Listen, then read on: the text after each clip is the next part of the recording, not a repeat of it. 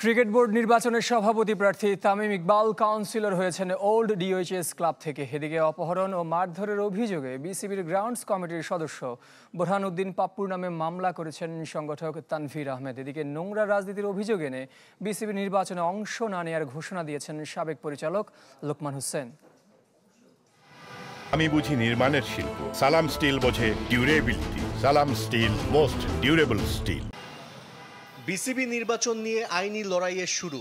4 ক্লাবের মালিকানা দ্বন্দ্বের জেরে অপহরণের অভিযোগ আনা তানভীর আহমেদ আইনের আশ্রয় নিয়েছেন। বিসিবির গ্রাউন্ডস কমিটির সদস্য বোরহান হোসেন পাপ্পুকে প্রধান আসামি করে অজ্ঞাতনামা আরও 30 জনের বিরুদ্ধে গুলশান থানায় মামলা করেছেন তিনি।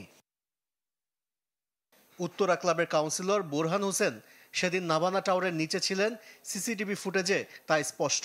ক্লাব নিয়ে সমঝোতা করেননি বলে অপহরণ ও মারধরের শিকার হয়েছেন বলে দাবি তানভীর আহমেদের।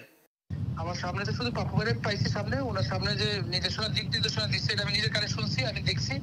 এই জন্য ওনার নাম দিয়ে আর বাকি 31 জনের মতো নাকি অজ্ঞাতনামা দিয়ে আমি মামলা করছি।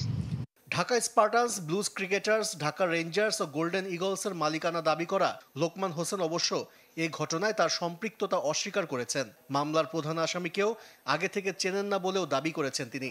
পাপ্পুকে আমি দেখছি আজ থেকে 10-12 দিন আগে, জীবনে প্রথম এক জায়গায়। এছাড়া পাপ্পুরে কোনো দেখে তার সাথে কোনো আমার কোনো ছিল না, কোনো যোগাযোগ ছিল না, কোনো ব্যাপারে তাকে চিনিও না। বৃহস্পতিবারও এই 4 ক্লাবের মালিকানা নিয়ে কোনো সিদ্ধান্ত নিতে পারেনি ট্রাইব্যুনাল।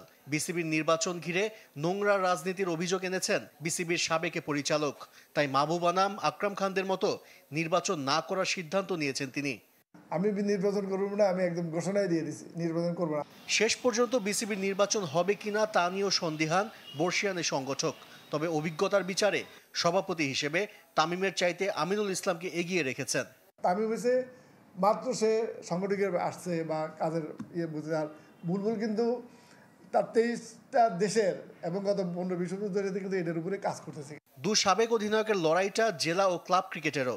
ঢাকা বিভাগ থেকে কাউন্সিলর হয়েছেন আমিনুল, আর ক্লাব ক্রিকেটে তামিম। ডিওএইচএস কাউন্সিলর হিসেবে মনোনয়ন দিয়েছে তামিম ইকবালকে।